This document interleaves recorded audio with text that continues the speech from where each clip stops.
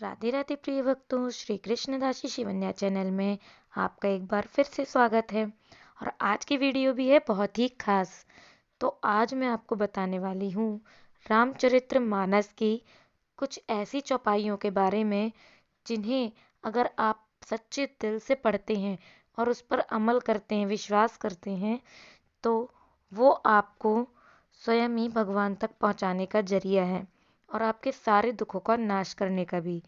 तो इन्हीं ग्रंथों के बारे में और कुछ चौपाइयों के बारे में आज मैं आपको बताने वाली हूँ, जो कि हमारे सनातन धर्म और ऐतिहासिक और पौराणिक ग्रंथ रामचरितमानस से लिए गई हैं। तो चलिए शुरू करते हैं बिना समय गवाए।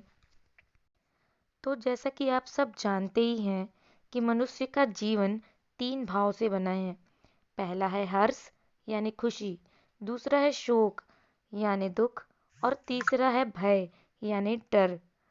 हर्ष, खुशी, शोक, दुख और भय, डर का मतलब है अक्सर सफलता के रास्ते में डर रुकावट पैदा करता है और आमतौर पर इसी डर को कम करने के लिए धार्मिक ग्रंथ पढ़ने की सलाह दी जाती है।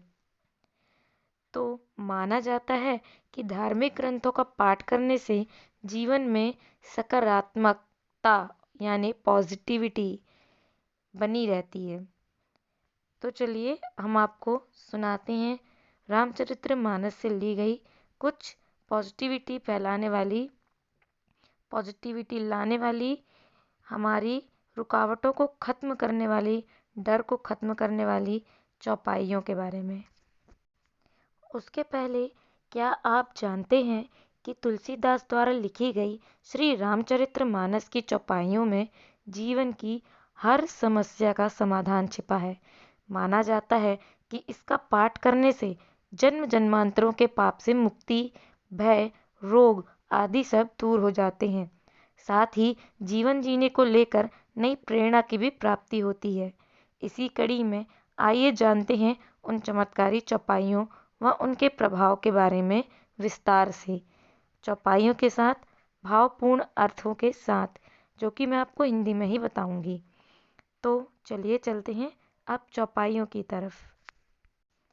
पहली चौपाई है हरि अनंत हरि कथा अनंता, कहाहि सुनहि बहु विधि सब संता। रामचंद्र के चरित सुहाए, कलप कोट लगी जाहि न गाए। इसका अर्थ है कि हरि अनंत हैं और उनका कोई पार नहीं पा सकता है। उनकी कथा भी अनंत ही है। सभी संत लोग उस कथा को बहुत प्रकार से कहते सुनते हैं। साथ ही ये पंक्तियाँ कहती हैं कि भगवान श्री रामचंद्र जी के सुंदर चरित्र का कोई बखान नहीं कर सकता, क्योंकि सुंदर चरित्र होने के कारण करोड़ों कल्पों तक गाने पर भी उनके गुणों का बखान नहीं किया जा सकता है। जा पर कृपा राम की होई, ता पर कृपा करहि सब कोई। जिनके कपट दंभ नहीं माया, तिनके हृदय बसहु रघुराया। इसका अर्थ है जिन पर प्रभु की राम की कृपा होती है उन्हें कोई सांसारिक दुख छू भी नहीं सकता।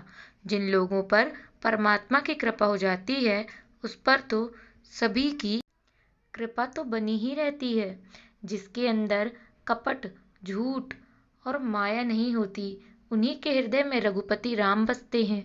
साथ ही उनके ऊपर प्रभु की कृपा सदैव ही होती है। अब आप कहेंगे कि जब राम की कृपा है तो उसके बाद भी हमें दुखों का कष्ट क्यों होता है, जबकि हम रोज उनका ध्यान करते हैं और पूजन भी। तो आपको आपके दुखों को भोगना ही पड़ेगा, क्योंकि वे आपके पूर्व जन्म के कर्मों का फल है। प्रभु की कृपा होने से उनका जो दुर्गम रूप होता है दुखों का, वो छोटे रूप में बदल जाता है, छोटे रूप में परिवर्तित होकर आपको भोगना पड़ता है। लेकिन भगवान की शरण में आने के बाद आपको संसारिक दुखों का कोई भय नहीं रहता। आप भगवान का नाम लेते लेते उन दुखों को भी सह जाते हैं। अगुण सगुण गुण मंदिर सुंदर, भ्रमतम प्रबल प्रताप दिवाकर। काम क्रोध मद गज पचानन, बसहु निरंतर जनमन कानन। इसका अर्थ है कि गुणों के मंदिर आप सगुण और निर्गुण दोनों हैं, यानी आप साकार रूप में भी हैं और निराकार रूप में भी हैं। आपका प्रबल प्रताप सूर्य के प्रकाश के समान काम, क्रोध, मद और अज्ञान रूपी अंधकार का नाश करने वाला है। आप हमेशा ही अपने भक्तजनों के मन रूपी वन में निवास करने वाले हैं। कहूँ तात अस मोर प्रणामा, सब प्रकार प्रभु पूर्ण कामा, दीन दयाल विरध संभारी, हरहु नाथ मम संकट भारी। इस चौपाई का अर्थ है कि हे भगवान श्री राम, आपको मेरा प्रणाम और मेरा आपसे निवेदन है कि हे प्रभु, अगर आप सभी प्रकार से पूर्ण हैं, अर्थात आपको किसी प्रकार की कामना नहीं है, तथापि दीन दुखियों पर दया करने वाले हैं, तो हे नाथ, अब देर किस बात की है। आप मुझे भी अपना पुत्र या दास समझ मेरे भी संकटों का हरण कीजिए। होई है सोई जो राम रचि राखा, को करी तर्क बढ़ावे साखा, अस कही लगे जपन हरि नामा, गई सती जह प्रभु सुख धामा।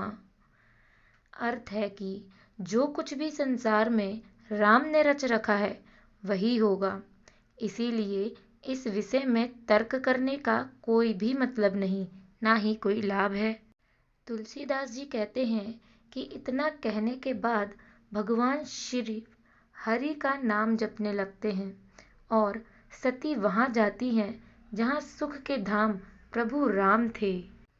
तो ये थी वे चौपाइयाँ जिनका अगर आप नित्य श्रवण करें, सुने या फिर इन्हें पढ़ें, उनको अर्थ के साथ पढ़ें और अपने जीवन में उतारें, तो रामचरितमानस की इन चौपाइयों को पढ़ने से ये जीवन में सकारात्मकता का प्रभाव आपके ऊपर डालेंगी, जिससे आप आध्यात्मिक की ओर बढ़ेंगे। और ऐसी ही वीडियोस देखने के लिए हमारे चैनल को सब्सक्राइब करें अगर आप चैनल पर नए हैं। अगर आप पहले से ही सब्सक्राइबर हैं तो अवॉइड करें। और आज के लिए बस इतना ही, मिलते हैं हमारे नेक्स्ट वीडियो के साथ। तो वीडियो को ज़्यादा से ज़्यादा शेयर करें। धन्यवाद। जय श्री राधे कृष्णा।